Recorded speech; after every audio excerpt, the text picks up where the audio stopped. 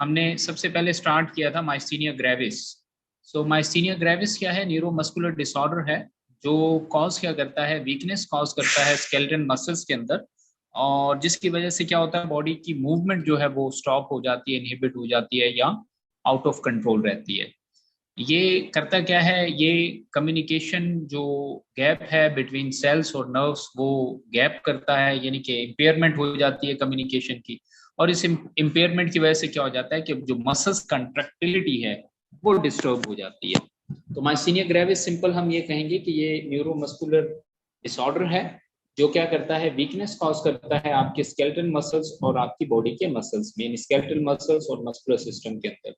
इसकी अगर हम बात करें सिम्टम्स की, तो माइस्थीनिया ग्रेविस के सिम्टम्स मोस्ट प्रोबेबली यही है कि आपके जो मसल्स हैं वो वीक हो जाते हैं, बॉडी टेक्सचर वीक हो जाती है। इसी तरह आपके फेशियल जो हैं वो फेशियल पैरालाइज हो सकता है आपकी बॉडी। इसी तरह आपकी ब्रीदिंग चेंजेस आ सकती हैं मसल्स के अंदर वीकनेस की वजह से। फटीग है, टायर्डनेस है, और आईलिड ड्रॉपिंग है, यानी क्योंकि मसल्स कंट्रैक्टिलिटी प्रॉपर नहीं हो पा रही, आपकी जो आईलिड है वो भी ड्रॉप हो जाएंगी। डबल विजन है जिसे हम डिप्लोपिया का नाम देते हैं, एंड ऑनवर्ड इसकी बहुत सारी ऐसे एग्जांपल्स हैं या साइंस हैं जो कि आपको नजर आ जाएंगे। माइस्थीनिया ग्रेविस होता क्यों है? ये बेसिकली जो है ऑटो इम्यून डिसऑर्डर है। हम प्रीवियस लेक्चर में ये बात कर चुके हैं कि ऑटो इम्यून डिसऑर्डर क्या है। ऐसा डिसऑर्डर जिसके अंदर आपकी बॉडी का जो डिफेंस सिस्टम है वो अपने ही फेवरेबल या जो है यूजफुल जो सेल्स हैं या जो टिश्यूज हैं या आप ये कह लें कि प्रोटीन्स हैं उसको खुद किल करना शुरू कर लेता है, और बाय मिस्टेक करता है। वो ये समझ रहा होता है बॉडी कि ये हार्मफुल जो है बॉडी जो है बॉडी फ्रूटफुल या बॉडी यूजफुल सब्सटेंस को भी ये क्या कर रहा होता है, किल कर देता है। फिर इसी तरह ये ऐसी कंडीशन है जिसमें आपकी बॉडी के प्रोटीन, ये सारी बात मैं कर चुका हूँ कि नॉर्मल जो यूजफुल प्रोटीन है ये उसको भी क्या कर रहा होता है, मतलब किल कर देता है या डिस्ट्रॉय कर देता है। This result with the muscles weakness. अब जब वो अपने प्रोटीन्स को किल करता है तो प्रोटीन से क्या होता है, आपकी मसल्स बिल्डिंग बनती है। जब आप अपने प्रोटीन को किल करेंगे तो फिर क्या होगा कि आपकी जो मसल्स बिल्डिंग है या मसल्स की जो आप ये कह लें कि जो टेक्सचर है वो वीक हो जाएगा। वो मजीद जो है मतलब आपकी मसल्स जो है प्रॉपरली डेवलप नहीं हो पाएंगे। इसी तरह जो है ऑटो इम्यून रिएक्शन की वजह से जो है, मतलब ये रीजन नहीं पता किसी भी साइंटिस्ट को, जैसे क्लियरली कहा गया कि it is unclear that why auto immune disorder और disease is acting, but it is acting somewhere. Students are requested not to write anything on the front of screen because it's showing some scratches on it. Okay, then women जो है इसमें ज़्यादा affected हैं, और women के अंदर जो ये है कि morely like to be diagnosed as younger, कि young age में जो है women को ये ज़्यादा effect होता है, whereas men are more likely to be diagnosed at 60 or older than that, जबकि men में क्या है 60 या 60 से ज़्यादा जो एज है उसमें इसकी आइडेंटिटी फाइंडिंग मिलती है। अब हम बात करते हैं कि माइस्थीनिया ग्रेविस को कैसे डायग्नोज किया जाता है। You know very well, class में भी बात हो चुकी थी कि इसकी जो एक्चुअल जो हमारे जितने भी नर्वस सिस्टम से रिलेट डिसऑर्डर्स हैं उसके लिए सीटी स्कैन, एमआरआई तो बहुत कॉमन चीज़ है, लेकिन जो है आपका आप ये कह लें कि असेसमेंट है या हिस्ट्री टेकिंग है, ये असेसमेंट या हिस्ट्री टेकिंग भी क्या करती है, आपको एक फ्रूटफुल जो है डेटा प्रोवाइड करती है, जिससे क्या होता है कि आप अब किसी भी पेशेंट को फाइनलाइज कर सकते हैं कि पेशेंट जो है किस डिजीज या डिसऑर्डर के साथ अफेक्टेड है। तो इन शॉर्ट यही कहूँगा कि not only CT scan, MRI are the only tool for diagnosing nervous problems, but history taking and having the history of the patient through the assessment and examination, so these all things also fruitful for diagnosing any patients or any client with the problem or with the effect of nervous disorders. If you go toward the myasthenia gravis, so directly there is no any actual medicine that can cure the myasthenia gravis, but on the other hand, if we target on the symptoms, if we target on the things that patient can improve their immune system and boost their immune systems, they can stimulate their daily routine, they can improve their habits and activity. So in that way, that could be that could give a positive sounds whenever we find any sort of symptoms or sign. We treat the symptom accordingly, or rarely we will go toward that we have some sort of immunosuppressant, or we can say we have some sort of antibiotics or any a sort of steroids medicine that can give a very positive sign to treat these patients. So on the other hand, we have a lot of medicines like we will go toward the okay, another things that we have here, that is the thymus gland removal. Thymus gland, you know, it is a very actual or basic part of the body that stimulate or that generate the T lymphocyte in the body, and T lymphocyte are the commonest element that help our body to have a fruitful production of defense cells into our body. But whenever the glands, thymus glands, is removed or thymectomy is done, so it's mean the T lymphocyte cells are not producing very well in a good way, and this will put rare sign or negative sign on the other hand. But thymectomy is one of the condition by which the thymus gland is removed, and when the thymus gland is removed, so it's mean that your body should have the enough amount of we can say T lymphocyte or the cells that is defended for your body. So thymectomy condition में क्या होगा, T lymphocyte नहीं होगा, body immune system भी week हो जाएगा. जब immune system weak होगा, so obviously इम्यूनोसप्रेसेंट कंडीशन के अंदर ऑटो इम्यून कॉज हो सकता है.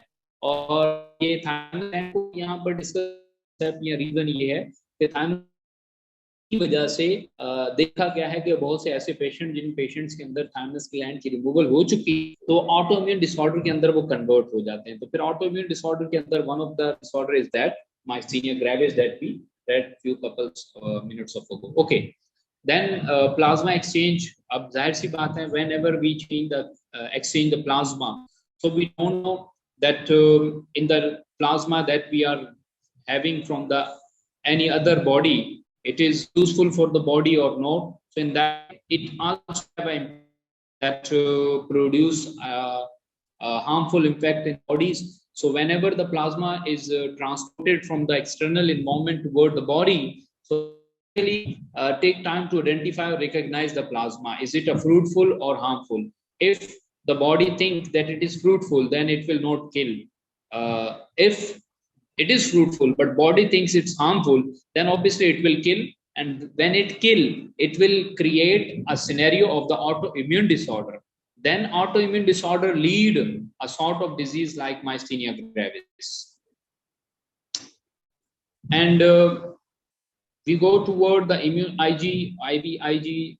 Most probably Venofer is one of the basic tool by which we replace the immunoglobulin. Most probably in the women who are related to their pregnancy or who are going to conceive the delivery, they get through this process. But whenever the body get the immunoglobulin transportation, or we can say transfusion, so body will take time to identify that this immunoglobulin is fruitful for the body or not.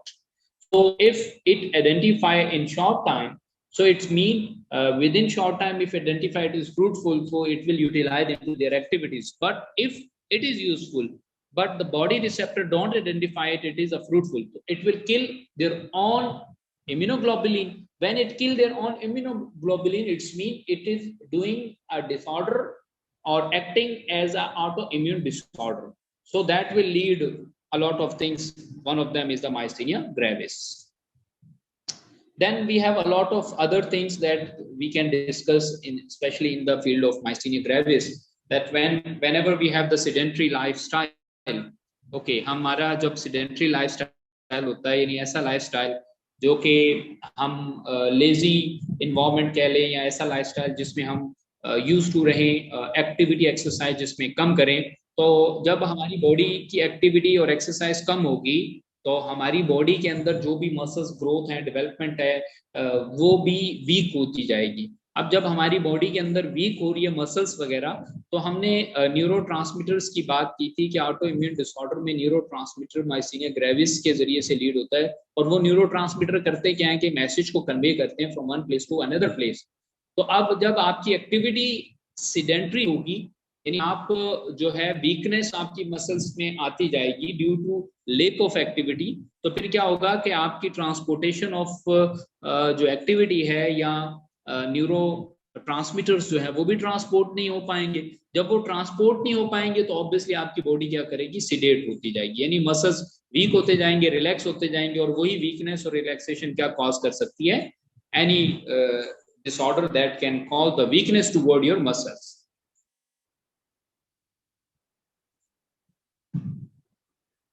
Okay, then we go toward the medication, that what medication we can administer to the patient to protect them to having the myasthenia, to get the positive treatment or response with the patient of myasthenia gravis. One of them is anticholinesterase inhibitor, and this anticholinesterase inhibitors mean ऐसी medicine जो कि हमारी body के अंदर कोलिनटेरेज enzyme को क्या करें, inhibit करें, यानी एंटीकोलिनटेरेज एंजाइम इनहिबिटर्स ऐसे एंजाइम्स जो कि कोलिनटेरेज को स्टिमुलेट करें।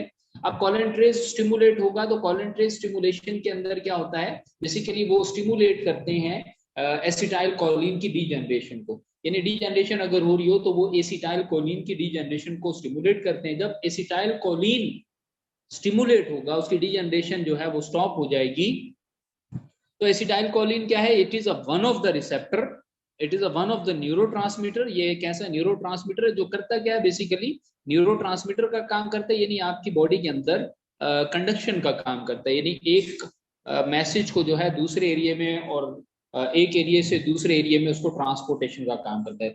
जब आप अपनी बॉडी को एंटीकोलिनटेरेज मेडिसिन देते हैं, जो कि हम आगे पढ़ेंगे कि एंटीकोलिनटेरेज मेडिसिन क्या है, तो वो एंटीकोलिनटेरेज मेडिसिन करेगी क्या कि जो एसिटाइल कोलिन की जो डीजनरेशन है, उस डीजनरेशन से क्या करती है, उसको प्रोटेक्ट करती है। जब वो डीजनरेट नहीं होगा तो एसिटाइल कोलिन अपनी प्रॉपर पोजीशन में कह लें या कंडीशन में कह लें मेंटेन रहेगा। जब एसिटाइल कोलिन अपनी हालत में जिंदा रहेगा, सरवाइव करेगा, तो फिर क्या होगा, बॉडी को नुकसान नहीं होगा, और जो भी न्यूरोट्रांसमीटर्स हैं वो वन एरिया से एक जगह से दूसरी जगह या एक प्लेस से दूसरी प्लेस में भी इजीली ट्रांसफर होते रहेंगे। एंटीकोलिनटेरेज है कौन कौन सी मेडिसिन हमारे पास? जो एंटीकोलिनटेरेज के नाम से मेडिसिन आती हैं, हम उस पर बात करेंगे। हमारे पास जो है मेस्टिनोन और रिगोनल जो है, ये हमारे पास एज एंटीकोलिनटेरेज मेडिसिन के नाम से आती हैं। ये करती क्या है, ये हमारे सीएनएस यानी सेंट्रल नर्वस सिस्टम के ऊपर एक्ट करती हैं, और वहां पर सीएनएस के अंदर जो एसिटाइल कोलिन, एसीएच जो है एसिटाइल कोलिन न्यूरोट्रांसमीटर, उसकी जो एक्शन है उसकी जो है एक्टिवेट करती है, उसको पैरासिम्पैथेटिक साइट्स के अंदर ट्रेवल करवाती हैं। जब वो जो है पैरासिम्पैथेटिक साइट्स के ऊपर ट्रेवलिंग हो जाती है, तो फिर क्या होता है कि आपकी जो भी एसिटाइल कोलिन है या न्यूरोट्रांसमीटर है, वो अपने अपने चैनल में वर्किंग करना शुरू कर देते हैं। आई मीन्स कि अपने अपने चैनल से मुराद ये कि जो उनका रियल एक्टिविटी है या जो उनका रियल कंसर्न है, वो उस रियल कंसर्न के ऊपर वर्कआउट करना शुरू कर देते हैं। ये करती क्या है कि ये एसिटाइल कोलिन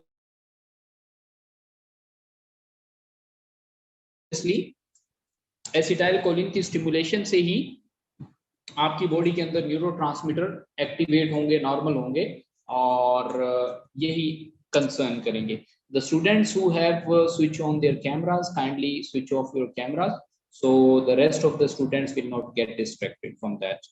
जो स्टूडेंट्स हैं जिन्होंने कैमरा ऑन किया हुआ है, काइंडली वो अपना कैमरा ऑफ कर दें ताकि बाकी स्टूडेंट डिस्ट्रैक्ट ना हो। Okay, so here we discussed two anticholinesterase medicine. One is the Mestinol and second one is the Regonal. So ये दो जो है मेडिसिन के नाम से आ रही हैं। And then we have the neostigmine और प्रोस्टेगमाइन, जिसे हम आम ट्रेड नेम के अंदर मेंशन करते हैं।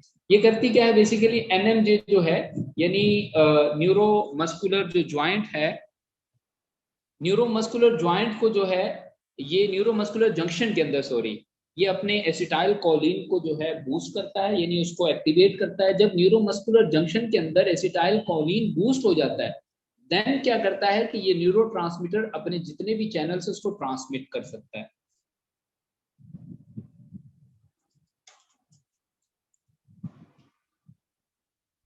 अच्छा, जिन स्टूडेंट्स को अगर आवाज नहीं आ रही है, काइंडली वो अपने मोबाइल जो है या लैपटॉप है, आपके लेफ्ट साइड पर जो है माइक का बटन होगा, उस माइक के बटन को डबल क्लिक करेंगे तो आपको आवाज आ जाएगी। अच्छा, we were talking about the neostigmine और प्रोजेस्टिमाइन। अब इसमें भी क्या है, बहुत सारी मेडिसिन हमारे पास मौजूद हैं, जिसमें एंड्रोफोनियम यानी इनोलोल के नाम से मेडिसिन आ रही है, जो कि मोस्ट प्रोबेबली एक डायग्नोस्टिक रिस्पॉन्स है। प्रीवियसली इसको यूज किया जाता था इन्वेस्टिगेट करने के लिए, और ये इन्वेस्टिगेट किस चीज को करती थी कि ये देखने के लिए कोलिनट्रेज इनहिबिटर्स जो है वो एक्ट करते हैं लॉन्ग टाइम के लिए, नहीं, but now it is using for the treatment purpose and specially into the myasthenia gravis. और ये करता क्या है, ये आपके जो न्यूरोट्रांसमीटर स्टिमुलेटर है, एज अ स्टिमुलेटर काम करता है। Then we know this is one of the major and opponent commonest thing that we have in our universe, that is the corticosteroids, or in simple we can say steroids. So these steroids work as a anti-inflammatory and immunomodulating agent. It means it work as an anti-inflammatory, जो कि हर जगह पर use हो रहा है, जो कि इस्तेमाल होता है। देन वी हैव इम्यूनोमोडुलेशन, यानी ये इम्यूनिटी को भी क्या करता है, मॉड्यूलेट करता है, यानी उसको चेंज करता है, उसको जो है ट्रांसपोर्ट करता है, यानी उसकी इम्यूनिटी के अंदर भी उसकी चेंजेस के अंदर फ्रूटफुल है। then they are typically used to moderate or severe cause। अब देखिए, ये स्टेरॉइड्स एक ऐसी मेडिसिन है जो कि आपको पता है कि ये लाइफ सेविंग मेडिसिन के तौर पर भी यूज होती है, और यही स्टेरॉइड्स क्या की जाती हैं, किसी भी थ्रेटनिंग कंडीशन को या थ्रेटनिंग सिचुएशन से प्रोटेक्शन के लिए भी इस्तेमाल होती है। So steroids, one of the most important thing. Then we have the prednisone और prednisolone के नाम से भी आता है। प्रिडनिसोन या प्रिडनिसोलिन बेसिकली क्या है, ये कॉर्टिकोस्टेरॉइड्स की एक टाइप्स है, जो क्या है आपकी बॉडी के अंदर जो है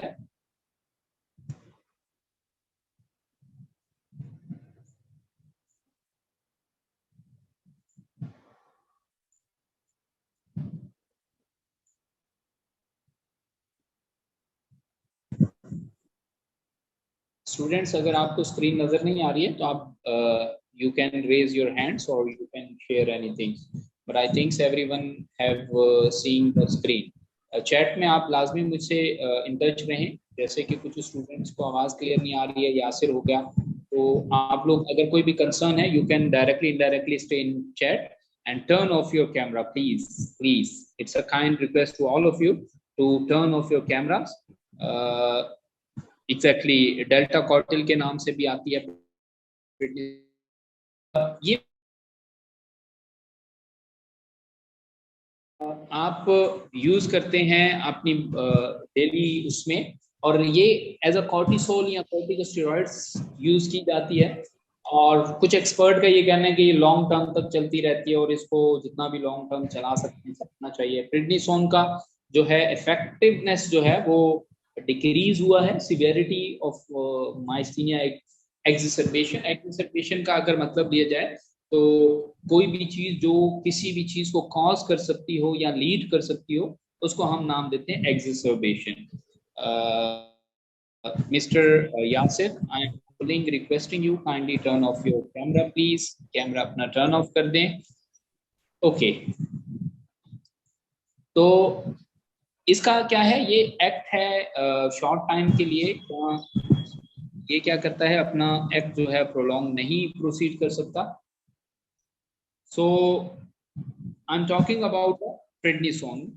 तो ये क्या करता है, प्रेडनिसोन क्योंकि कॉर्टिकोस्टेरॉइड्स है तो ये भी एज ए स्टेरॉइडल काम करता है, और ये ऑटो एंटीबॉडीज के अगेंस्ट भी जो है ये वर्क करता है कि ये आपकी बॉडी के अंदर ऑटो एंटीबॉडीज भी जनरेट करने में हेल्प आउट होता है।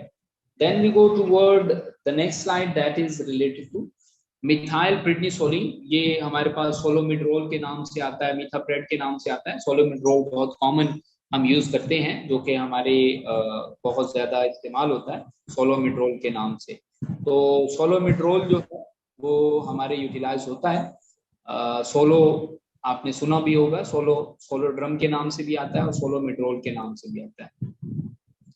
अच्छा, अगर हम आगे ऑनवर्ड बात करें तो मिथाइल डोपा के नाम से भी आता है, लेकिन मिथाइल डोपा जो है वो डोपामीन ब्यूटामीन की वो कैरेक्टरिस्टिक्स यहाँ फिगर में आता है। Then we talk about the antidote. Antidote की बात करें तो antidote means anything that can work against anything, that is known as the antidote. अब कोलिनर्जिक जो मेडिसिन है या एंटी कोलिनर्जिक मेडिसिन है, कोलिनर्जिक हम बात कर चुके हैं पहले, ये कोलिनटेरेज मेडिसिन है, यानी ऐसी मेडिसिन जो कोलिनटेरेज प्रोड्यूस कर सकती है, वो कोलिनर्जिक मेडिसिन कंसीडर की जाती है। तो कोलिनटेरेज मेडिसिन या कोलिनर्जिक मेडिसिन की एंटीडोट क्या है? तो एंटीडोट की अगर हम बात करें तो फाइजोस्टिग्माइन जो है ये एक ऐसी रिवर्सिबल कोलिनटेरेज है जो क्या करती है, डायरेक्टली इनडायरेक्टली जो है सीएनएस को एंटागोनिस्ट करती है, यानी सीएनएस के अगेंस्ट काम करती है। यानी आपने जो भी काम उससे लेना है, जो भी आपने वर्कआउट करवाना है, तो फाइजोस्टिग्माइन जो है वो इसके एंटी यानी एंटीडोट वर्क कर सकती है। Then we go, okay, these all related to the myasthenia gravis and colinterase agents। तो हमने बात की myasthenia gravis क्या है, उसके साइन सिम्टम क्या है, कॉजेस क्या है, कोलिनटेरेज क्या होता है, और एंटी कोलिनटेरेज या कोलिनटेरेज इनहिबिटिंग एजेंट क्या है। फिर हम लोगों ने बात की कि स्टेरॉइड्स क्या हैं, स्टेरॉइड्स के अंदर फिर हमने बात की कि एंटी इन्फ्लामेटरी और ऑटो इम्यूनो बूस्टर हैं। फिर हमने बात की कि प्रेडनिसोन क्या है, और प्रेडनिसोलिन की हमने फिर यही बात की कि ये भी as a anti inflammatory work करते हैं, और हम इस और माइस्थीनिया ग्रेविस के अंदर इसका बड़ा पॉजिटिव रिस्पॉन्स या रोल है। देन हमने बात की कि आपकी बॉडी के अंदर जो है एंटीडोट जो कोलिनटेरेज हैं वो क्या क्या हो सकते हैं या वो क्या करते हैं। तो इसका सिंपल फंक्शन यही होता है कि ये क्या करते हैं, जो आपकी बॉडी के अंदर कोलिनटेरेज हार्मोन्स हैं या एंजाइम्स हैं उसके अगेंस्ट जो है रिवर्क करना, उसको दोबारा से नॉर्मल स्टेबिलिटी की तरफ लेकर आना। सेकंड जो हम लोग स्टार्ट करेंगे वो होगा हमारा Parkinson's disease. Parkinson's disease basically क्या है, ये भी डीजेनरेटिव डिसऑर्डर है, और ये सीएनएस में होता है, और ये करता क्या है, आपकी बॉडी के अंदर जो मोटर सिस्टम है, यानी बॉडी के अंदर जो मूवमेंट सिस्टम है उसको डैमेज करता है, उसको इफेक्ट करता है।